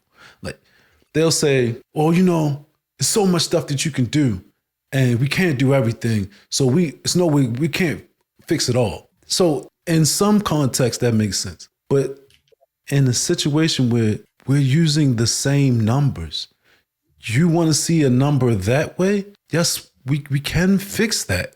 Especially if you want to do it repeatedly, that can be fixed, And my issue is that they're projecting their inability to summarize on someone who can summarize. And that's one thing that frustrates me. It makes me think like, shut up, tell me what you need to do. Because they just tell me what you need to do. And that's kind of one of the things for me that makes me be like somehow I think people think like, oh, you're condescending. It's because I don't want you to think. I just want you to tell me what you want done. And then I will say either this makes sense or it doesn't make sense. And I could be right, I could be wrong, but I have no problems with doing that. You know what I'm saying? We see this. But you got to do that. But Yeah. all leaders, well, all good leaders, in my opinion, they gotta have some kind of confidence. That's just because if the leader is letting the followers lead them and dictate to them, oh man, we getting ready to be in for chaos. Everybody gets an opinion. Everybody gets to talk to you. What do you guys think over there? And what do you think over there? And do you think this is? Oh my God, I hate those meetings, man. Do we all think the same thing? I did not realize that there was a real way to have functional, helpful conversation. Though all I've been to was those meetings, it's like, let's just hold the audience. Let's just see what happens. I'm like, oh, I don't want to be here for this. Can I leave? Do I have to be here for this? They're like, no, everyone's opinion is important. Well, my opinion is that we shouldn't do this. And I shouldn't be any part of it. You have to do it. That opinion doesn't matter. We're doing this. We're doing it this way. I'm not open to the fact that this is not working. And I'm not interested in the fact that it can be done differently. I'm like, see, opinions don't matter. Mine especially, but also, everyone else's is not being effectively utilized. Anyway, it's a huge waste of time. It's incredibly disrespectful for people to have this done. But also just when I found out that was not a meeting, that was just a different way to do a poll or consensus. It was just a power play. I'm just like, oh, this is terrible. Not only do I not need to be a part of this, this isn't even effective. You're never going to convince me to go along with the group. I don't want to.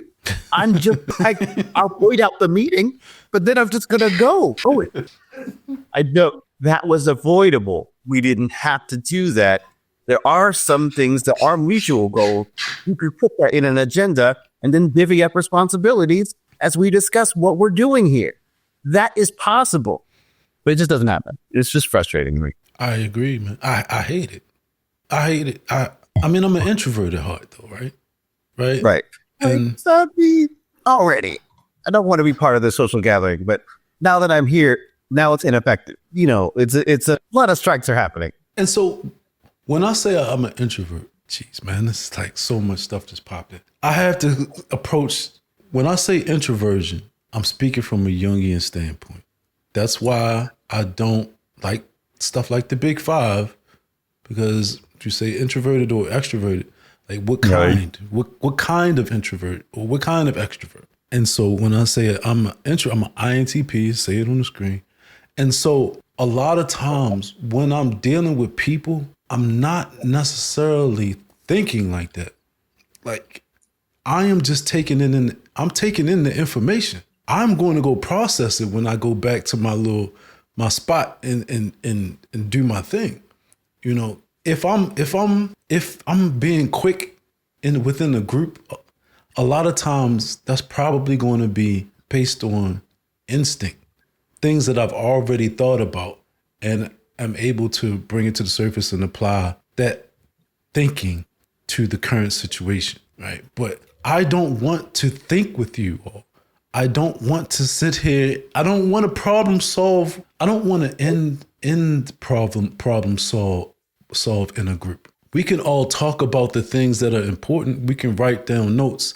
But I'm one person that just wants to go back and, okay, we wrote down the notes. I got all the information. Go back to my spot and map out how we're going to fix these things or how we're going to do these things. I don't like to do that. My whole point of saying is that I don't want to think with you all. Thinking is an independent activity, in my opinion.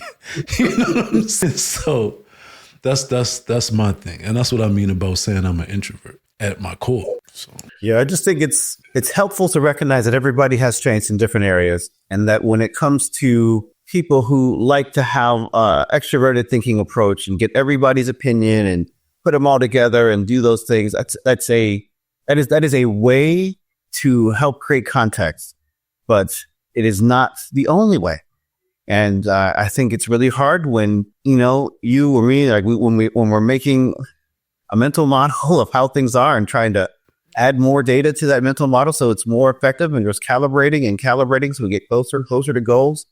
It's really unhelpful when people say, here's some more irrelevant data.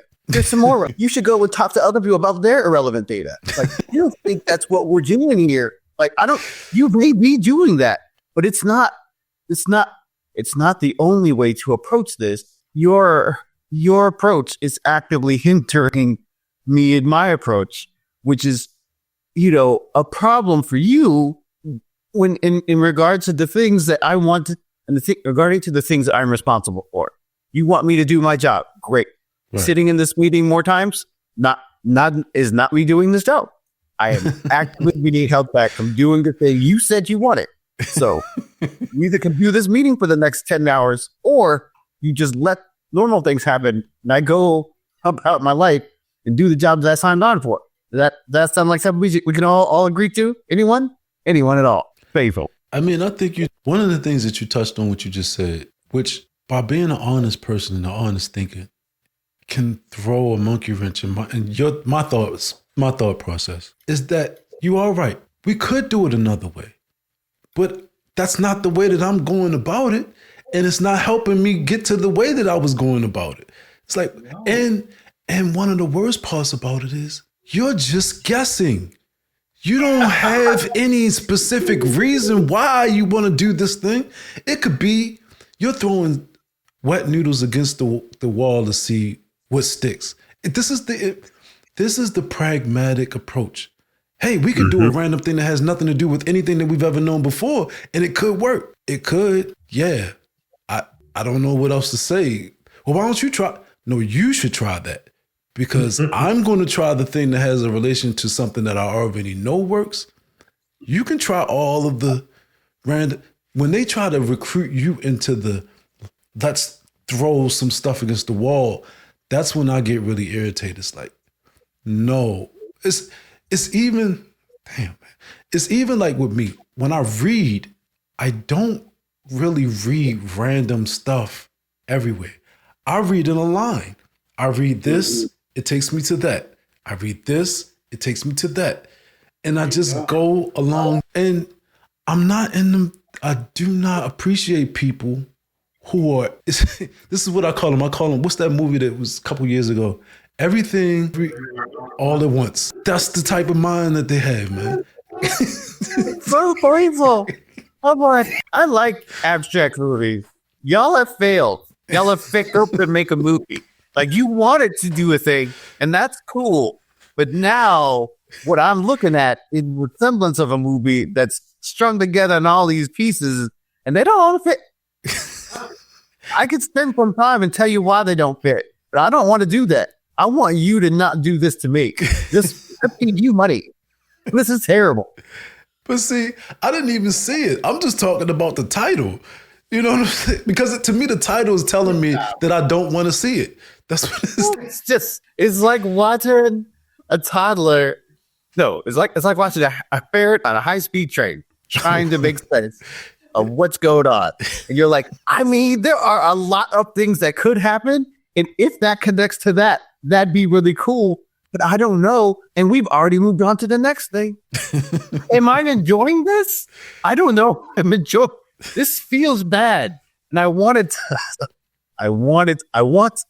like it so bad, but there was just so much of just terrible in it. I'm like, the story doesn't connect. Those two people were enemies a second ago.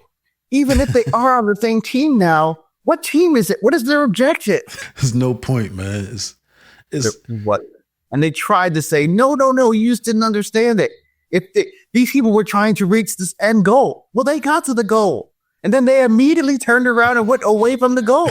I did not even get that payoff. They didn't even solve that problem. Ugh. I admit I didn't see it, but that to me is a good characterization of the mentalities that I'm seeing. And that's that concrete, or not just concrete, but just irrational, associative mentality, where it's just like anything could be true for any reason. Let's try things. Maybe it's right. Maybe it's wrong.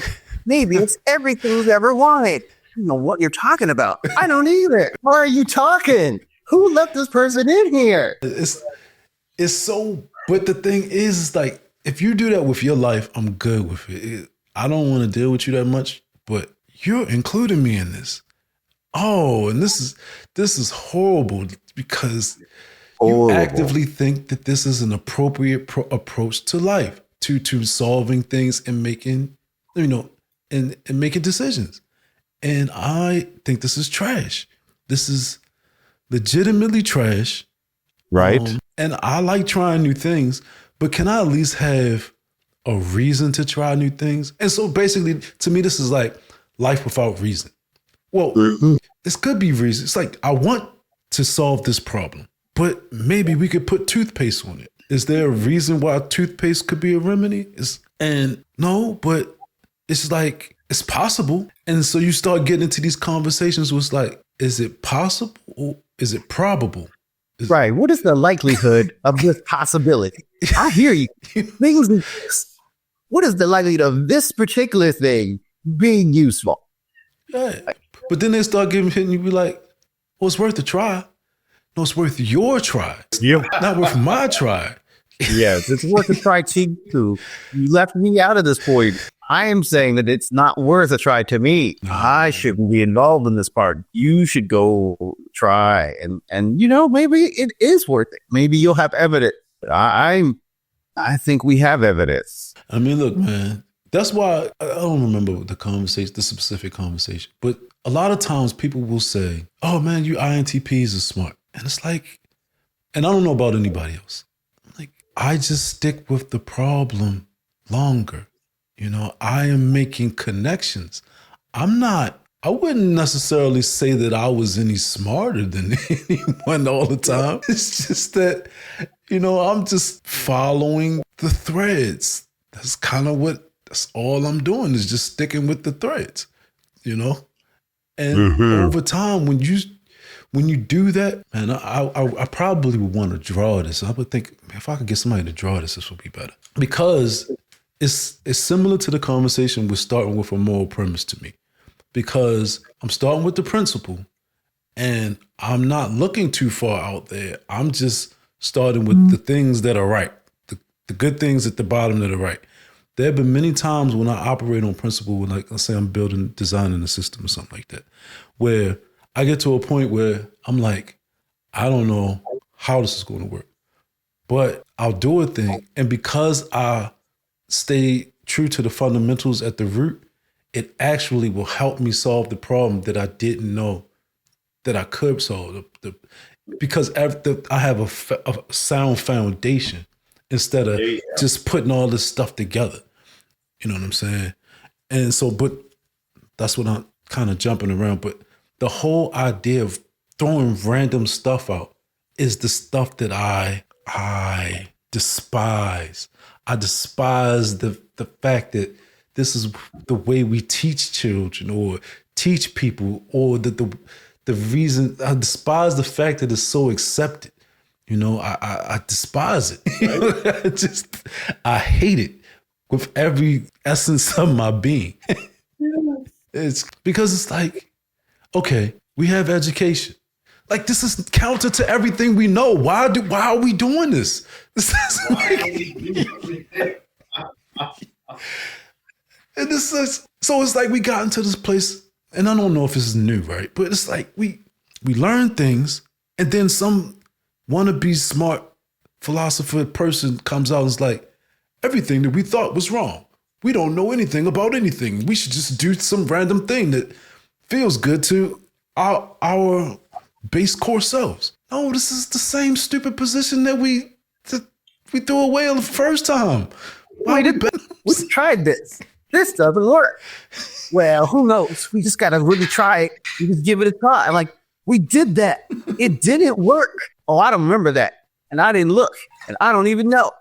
Like, so why you did not even research any of the problems? Then how in the world can you suggest this solution? Come on. Like, it's one of those things that I think should be a bare minimum. And when someone says, hey, I didn't do that bare minimum, I'm like, you no longer get, your opinion no longer carries weight. Like, if you're not even going to give us what's already known, then I cannot trust you with offering, like, participating in the brainstorm. Like, you can learn from us doing the brainstorming, but you can't say, what about this? Like, because we've answered that. We have an answer for that. Mm-hmm. You just don't have an answer. You should not. You are now hindering other people who are trying to find new answers with the data. I agree, man. But it's something to me that I think that there's something attractive about that to a lot of people. And I think the attractive piece is that it's short term and it plays to your whims and emotions. There you go. It resolves that tension immediately. Like, I don't know.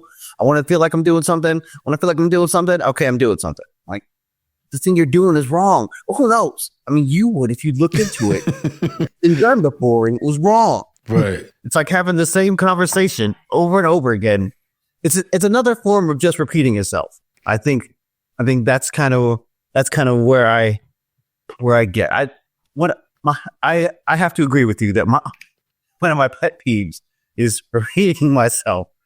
And when both of us have the same access to the same information, people are like, do you remember it? I'm like, I'm tempted to tell people, no, I don't. No. You go find the same thing that you just asked me yesterday. Please go check it out. Maybe you will remember it this time. Maybe you won't, but I do not need to be here to watch you forget the same information we use every day that we know was important. You know what? Maybe you'll figure it out this time.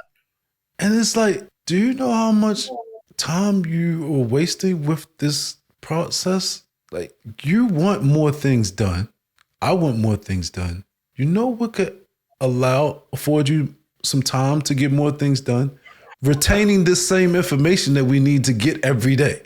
That's a way. And the bad thing is, well, I could talk about this too long, so I gotta stop. But one of the things that irritate me is that they just look at you like this. It's not indignance. What's the word? I'm not going to be able to find the word. It's just like, how could you not be okay with this? How could you not be okay with you asking me the same thing over and over and over again? This is what we all do. We all do this. What do you do?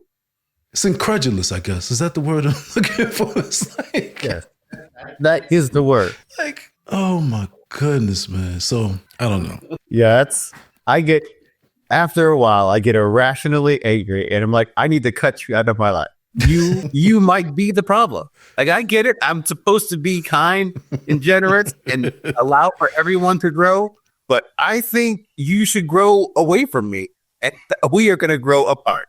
You do that thing over there, and I'm going to do this thing over here. That's the best thing. To switch gears real quick, man. One thing I don't know.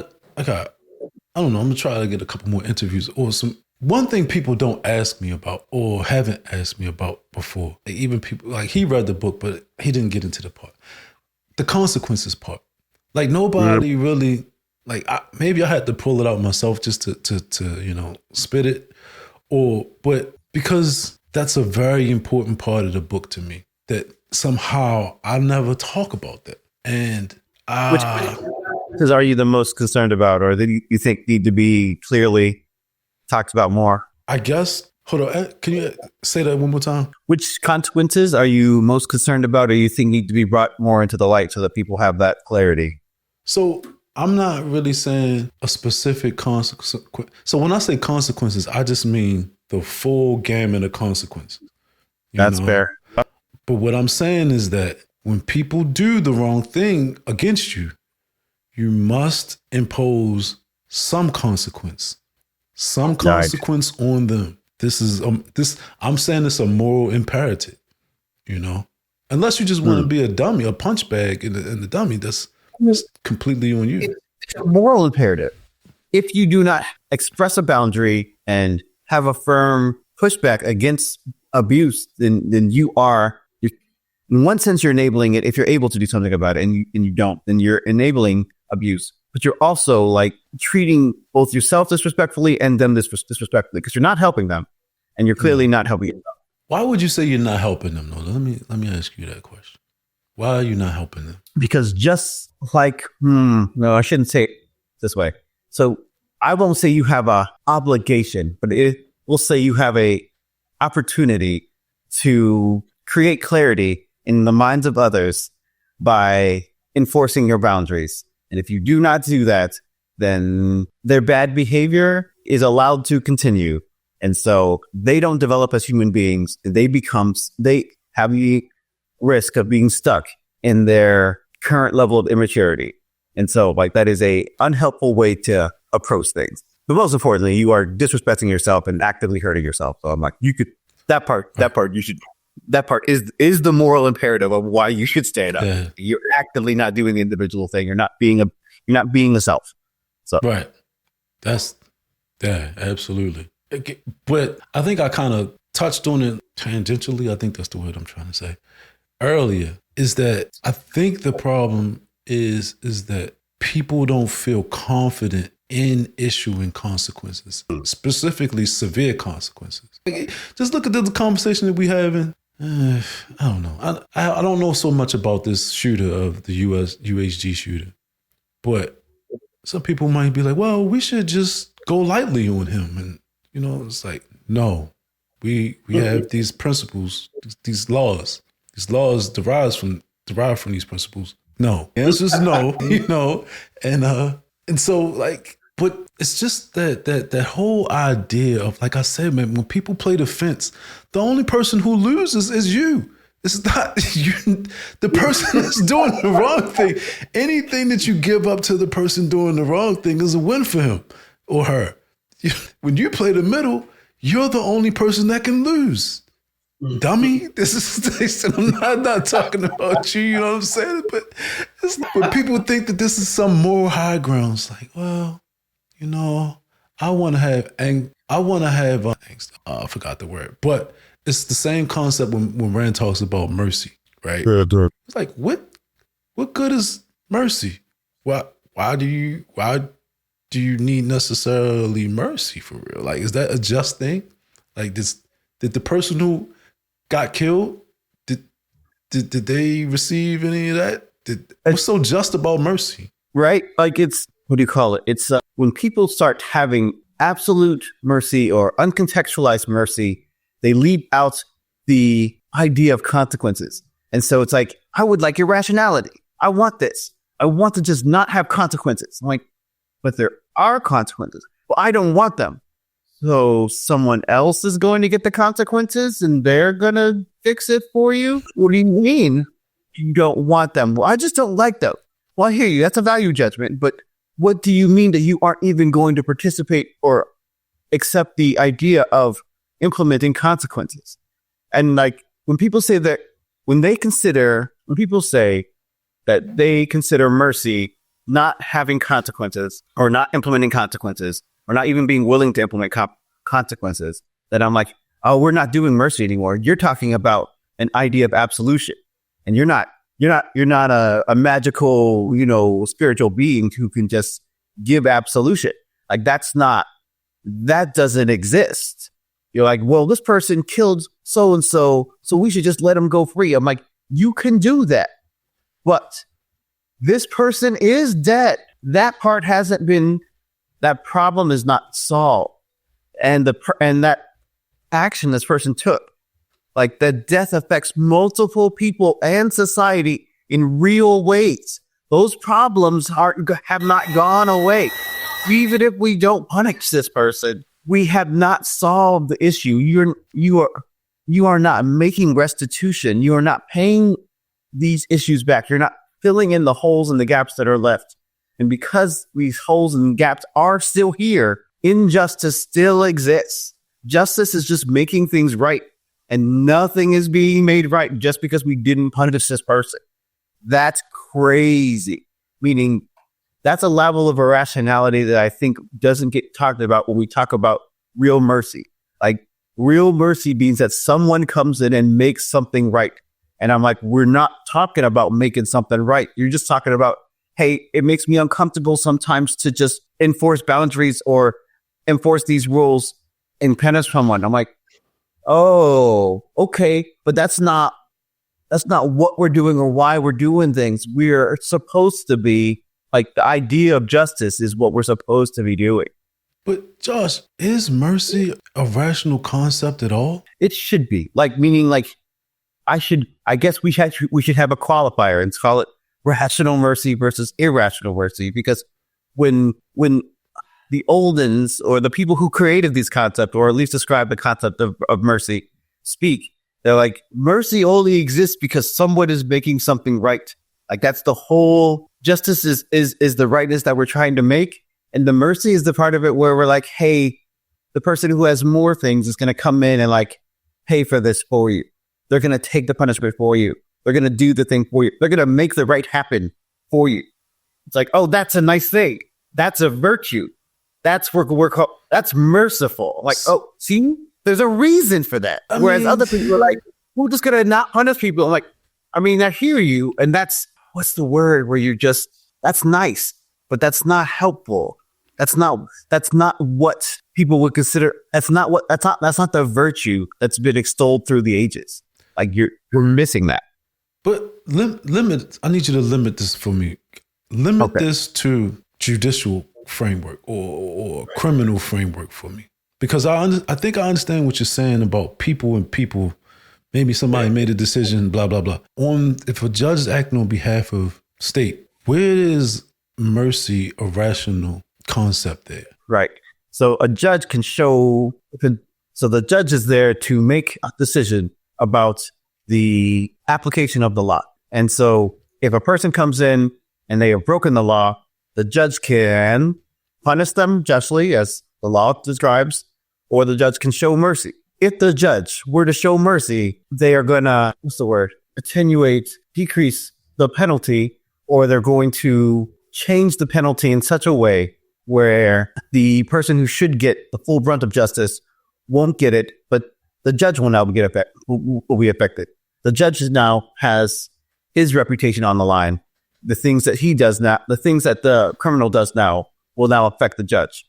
And so the judge is taking a hit so that the criminal does it. And that is something that, I mean, has a real limit.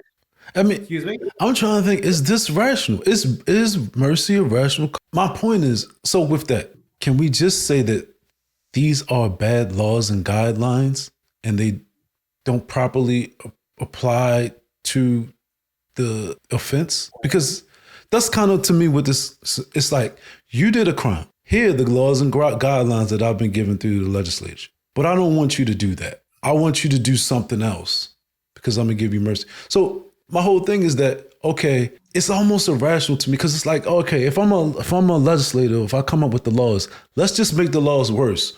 and then that way we can get the judge is going to apply mercy, and then it's almost like the minimum wage. You know what I'm saying? That is the argument that is used. That happened. So I'm just thinking, like, why don't we just do the thing that makes sense from the beginning? What is this mercy thing for? Like, I don't get it. You know what I'm saying?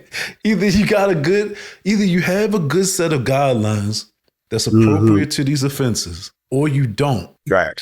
And mercy, because to me, mercy just sounds like, you know what? I don't feel good about this.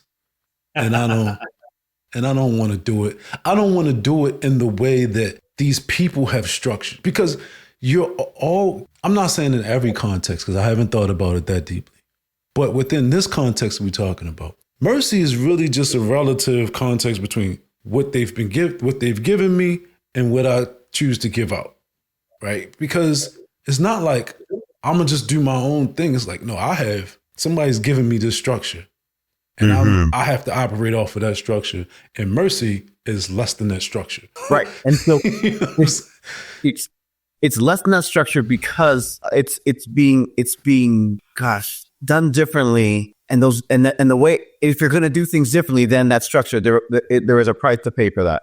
And I think that is. But by who though? This is my problem about the judge. Who's paying the price? I don't care about his reputation. When the murderer comes and kills me, I don't care about your reputation as a judge. I hear you, but that is the currency he has to work with. The judge only has his position because of his trustworthiness, and so that is the thing that he can pay for this person. That is the part that gets divvied up in what this person deserves. Like the criminal deserves the full brunt of the law, and the judge can determine how much of that penalty the criminal will pay. And true mercy is the judge paying the debt for the criminal. I mean, look, I'm finding it hard to think that this is a rational concept. I hear you. But like there are ways where it's being done irrationally. Sometimes nobody pays and the criminal is pardoned and everybody's just like, guess that was a bad law, or I guess that was the whim. And this was the whim of the people, of the powers that be. So I guess this is what we're doing. And that happens. And that is irrational. So yes, agreed. There are times where the goal of the punishment is change in behavior. And so if the goal is met and criminals have enough good behavior built up, or they have built enough trust with the judge, then the judge says the goal of the punishment has been met, or the goal has been met somewhat, and therefore you don't deserve the full penalty any longer. But see, man, this is probably, we can maybe have a different discussion a different day on this, because I have a big issue with the goal of the punishment is to change behavior. I hear you. I don't believe that. Like prisoner reform, that's what people say. The result of the punishment is to change behavior. I mean, no, it's not. The result of the punishment is because it's consequences. You've got to deal with consequences. Now, I mean, look, when you're talking about what's the word? Rebuilding or whatever, when you go to jail and they try to reform you or whatever. Or not, I guess that's the word. Whatever. But that's not the goal of the punishment to me. The goal of the punishment is to punish you for the offense. When people start getting into because you start making the comments like, not you, just say anybody. People start making the comments of, we have to set a precedent here. What? Like this person, we have to set an example. Wait, I just did the thing. I'm not here to pay the price for everybody. I'm not like Jesus. Right. You know what I mean? I did the thing. Justice demands I get this one thing. It says that I go to jail for this amount of time. Give me my jail time, give me my fine, or let me go. But the law says I get this. That's all. There should not be any more discussion. Unless you want to pay my fine for me. That's different. If you want to do that, that's mercy. Thank you. I'll go home if you make restitution. I don't want to do it either. Yeah, but to me, this is one of the things about putting the result before the cause. right? And I never want to put the result before the cause. Nope. The deterrent, the example is a result because you gave negative consequences to a person that chose to make certain decisions. The example is for the other person watching to say, hey, that person made X decision and they had Y consequences. I don't want to have that happen to me. That's, you don't, like when you, now you, if you start trying to use, and I understand why, this is one of these little small slip ups, man, that people do. And it's bad because they start, because now you're trying to use the result to change the cause, and you're not dealing with a one. It's not one for one anyway, but you're less able to do it because you're trying to use the secondary piece to address the primary piece, if that makes sense. So my whole, at the end of the day, no, we don't do this behavior. Here are your consequences. Oh, do we have to set a precedent? No, we don't. Guess what the precedent is? These consequences for that behavior. There you go. Well, the precedent is these consequences as described. As we said before, you're getting these things. It's happening.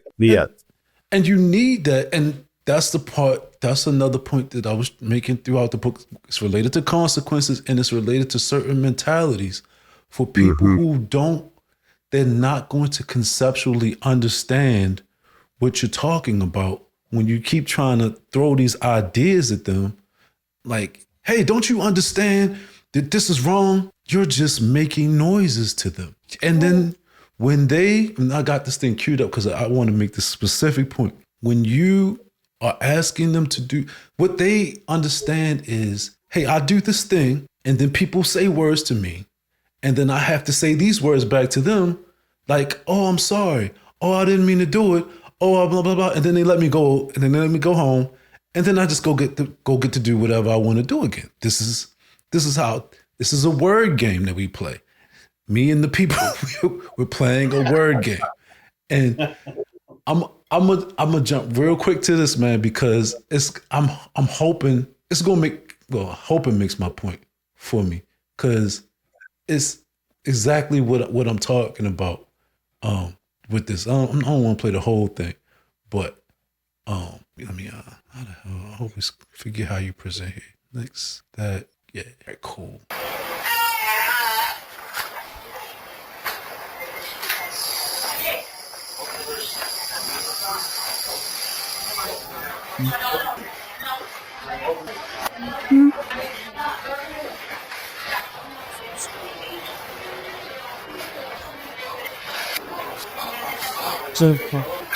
이건 이러면서 스토브 디소걸 look at the bitch. Amy soup, please. Yeah.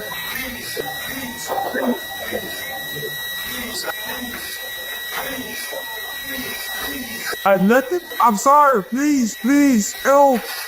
Help me. So, please. Lesson. But that's the word game, though. It's, I'm sorry. I'm 5 minutes off of a robbery. I'm sorry. Please help me. I have nothing. It's like, and he could be honest about this. And I'm not sure that he's not.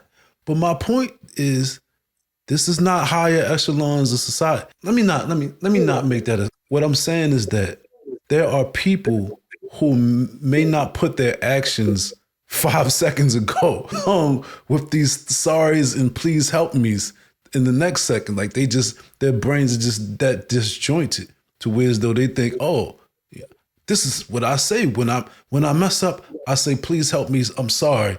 And then maybe I won't have negative consequences. You know what I'm saying? Right. And yeah. Yeah. I mean, he clearly had a need, had a problem. He ignored the people around him and their needs and problems and was like, you know what? I can function at the level of, I know that I have an issue and I see a stuff I want. And that's like what? Step one, he made it. Well, he made it up to step two. He's like, I have stuff or I need stuff and they have stuff. So I'm going to go there. So maybe he got to step two. He was like, all right, there are two people involved here. I'm going to take their stuff. And he definitely didn't get any farther than that. And that was terrible. Like he did multiple immoral actions.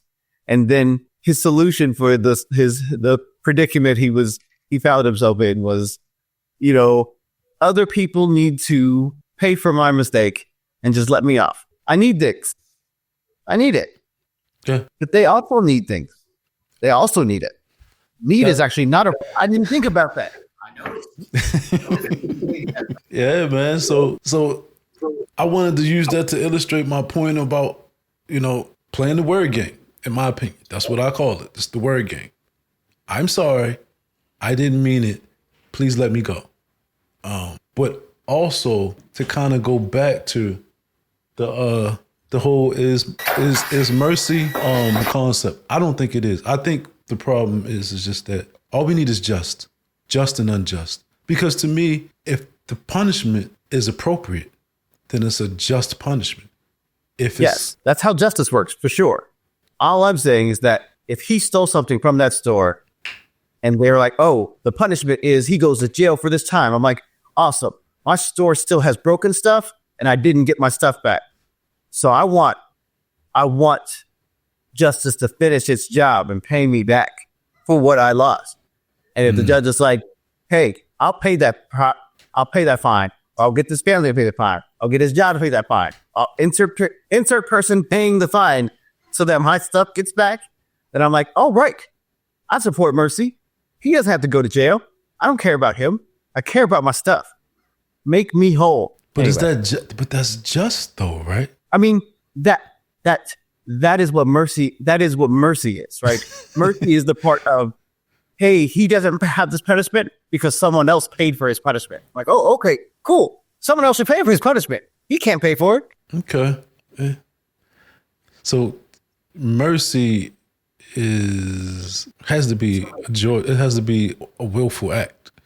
Yeah, not getting what you deserve. And then like that grace part was where you get something that, well, if they gave him something, that'd be grace. I'm just interested in the restitution part of justice, where I'm like, some part of good thing happens. I want that good thing to happen more often. That part I don't see happening enough. They're like, this person killed a guy. We should put the criminal in jail for years and years and years. I'm like, okay. We need to beef up our security too. We need to work on this whole thing where like the criminals, not defendant. Anyway, the afflicted family member gets some sort of benefit. Victim. Like the victim. Thank you. The victim should get some sort of restitution, some sort of payment, some sort of help, because it's very sad when we focus on the punishment part enough and like, well, this will be a deterrent for the next time. I'm like, no, it won't, because you're misunderstanding why this happens. To pretend that fear is enough to prevent crime means you don't understand crime. No. I mean, so I had a discussion. It was another interview, and it's not out yet. But we talk about that. It's just nice. in relationship to religion, in a sense. But what comes out of this to me is that any adherence based on fear is just bad anyway, because it's really just obedience or disobedience. Mm-hmm. And there's nothing to be taken from it except for this is what I'll be praised for, or this is what is acceptable dictated to me by others. This is what's not acceptable dictated to me by others. But this always had to be something that's dictated by others. Fear. All external figure modification. Yeah. Whereas though that's not what individual judgment is about. Right. True. That's where I see a lot of the discussion going when it comes to justice, when it comes to crime, when it comes to our justice system. There's all this focus on external behavior modification being the main goal and the only objective, and therefore, like this is the important thing. You have to have real hard penalties for crime. I'm like, you misunderstand crime. Please stop. Please, it's fine to have penalties, but let's not pretend that the penalties do the justice. That is not correct. And it's not helpful when we're discussing how to actually address the issue. Like, it infuriates me when people are like, there are too many shootings, we need stronger gun laws. I'm like, you misunderstand how shooting works. Like, I don't understand. It's not. It's so. It cannot. Your solution doesn't fit the problem, and it cannot. You have not done an effective root cause analysis. You're pretending like you are the threat and you are the shooter, and that you would like, because apparently fear works enough for you. But that is not what happens with criminal. These people need something, or they want something, and they see that power can get it for them. They don't think about the penalties. The fear, it doesn't do anything for them. Yeah, it only does something for the obedient. Laws are for the citizens, not the criminals. But here's the thing, though, right? So the example you brought up, to me, it threw my mind, because I'm like, wow, this is not even, I wouldn't have never gotten to the step that you got to, because I'm just like, oh, guns have nothing to do with, I don't care about shootings. I care about being able to protect myself. This is not my problem. This is your or our problem as in laws. Right. But the other part that you were saying is that, when people come in and they like, well, we want these harsh penalties for these offenses. And I'm like, you know what? This may be, well, partially a byproduct of mercy. See, because you've let mercy enable some people to get away, and you're trying to overcompensate. And see, now with instead of applying being just appropriately, you're like, it could be this, it could be that, and now we're on the lesser side of could be, and now we need to be on the harder side of could be, and now we overcompensate. We're not trying to get to the optimal point of justice. We're just, with no damn understanding of it at all, applying lesser or more.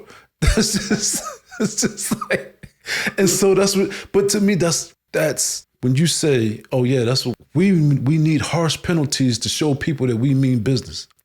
If you were doing appropriate penalties in the beginning, they would have already known you meant business. Right. You didn't.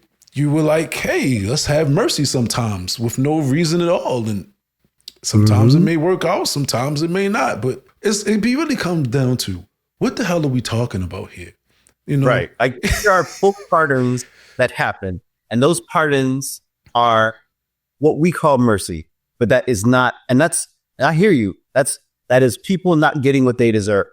But that is not the virtuous side of what is available. And I like, to me, pardoning is a virtue only when it's followed, or only when it's paired with restitution. Like, someone has to pay. If someone pays, then I'm like, okay, justice was served. But when they're like, I'm going to pardon somebody, I'm like, okay, who's going to pay? Like, oh, no one's going to pay. I'm like, oh, well, then justice is not served. We have left justice, and now we are doing something else. I mean, on the other side of that, just real quick, this is why I don't support laws where there's no injured party, right?